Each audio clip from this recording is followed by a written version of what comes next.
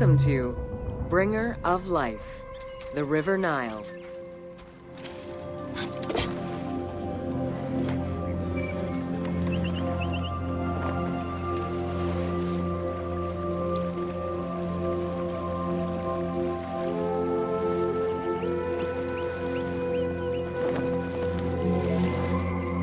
The ancient Egyptians called the dark fertile soil of the Nile the Black Lands, and the surrounding desert was referred to as the Red Lands.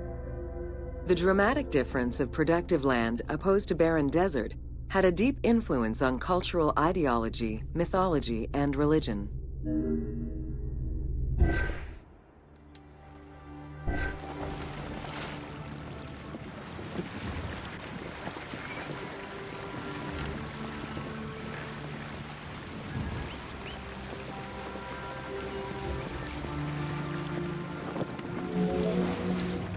The Nile determined much of Egyptian civilization. For example, the seasonal cycle of the Nile was so consistent that ancient Egyptians created their calendar around it. The flood season, or Akhet, was when the departing floodwaters left arable soil for crops. It was followed by the growing and harvesting seasons, known as Peret and Shemu. These regular seasons, along with abundant wildlife and rich soil, meant that Egypt's denizens were able to nourish themselves and ensure their country's strength in trade.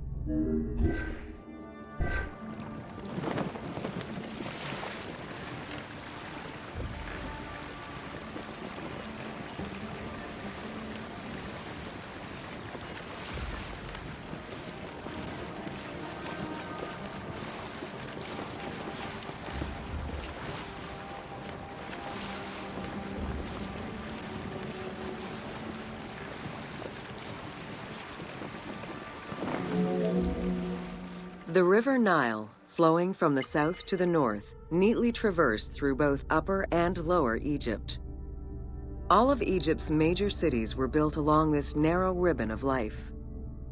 Protected by mountain ranges and deserts which acted as natural barriers to enemies, and sustained by the Nile's plants and wildlife, Egyptian civilization enjoyed economic and cultural prosperity for over 4,000 years.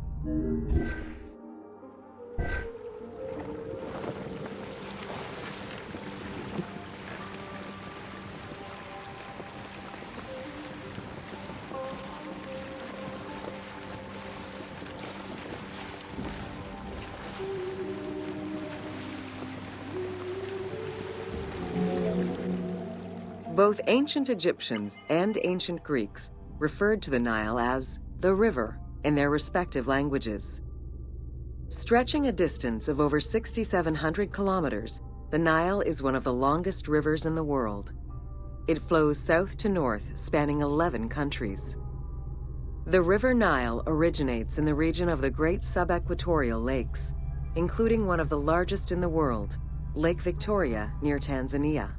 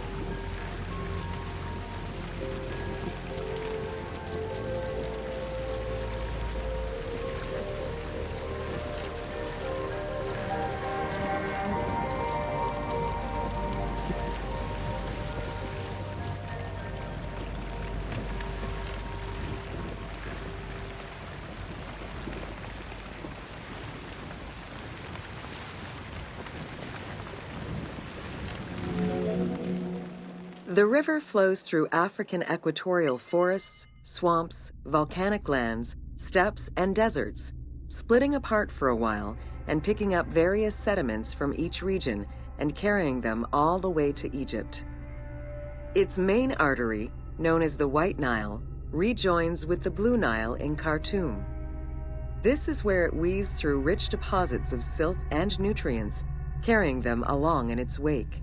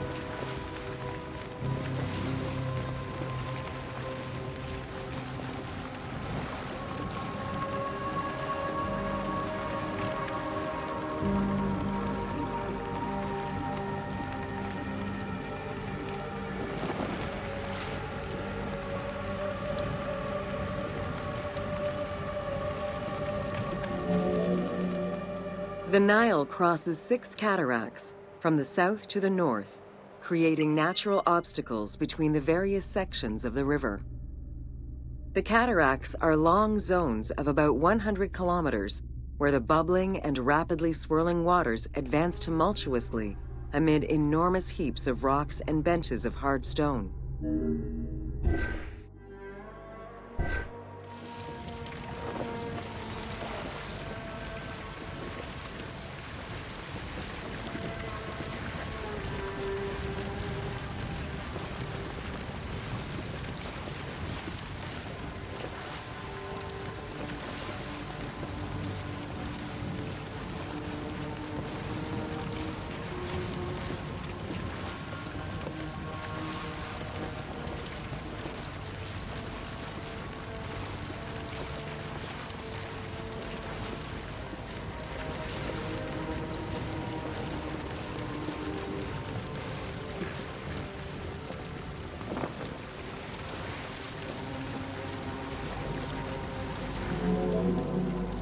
It is after crossing Nubia and the First Cataract that the river officially returns to Egypt in Aswan. There are still 1,000 kilometers before it reaches Cairo and the Delta, bringing life to those living on its shores before it eventually empties into the Mediterranean Sea.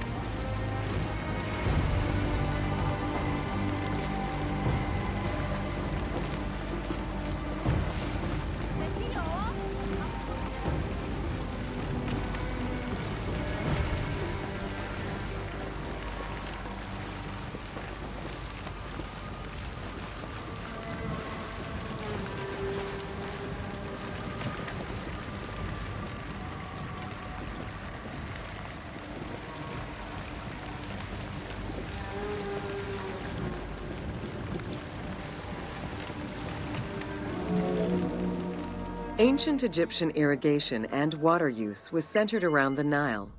However, they also had access to streams and rivers, as well as several large lakes. The Delta, situated at the north end of the Nile, also known as Lower Egypt, is a large irrigated area where the river splits into several tributaries.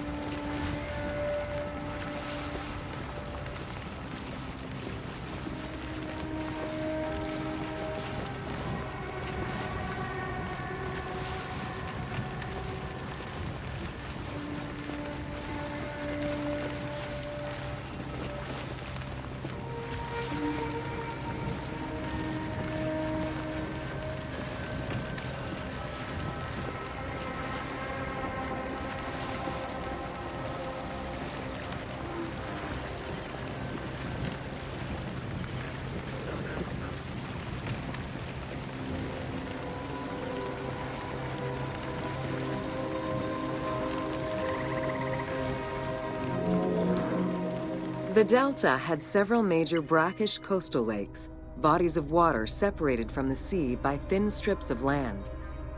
A mix of deep to shallow waters, salt swamps, and sand plains, these lakes were refuge to a wealth of species, as well as water and land plants. The occasional bandit could also be found sheltering within the denser reeds, waiting for the unwary traveler.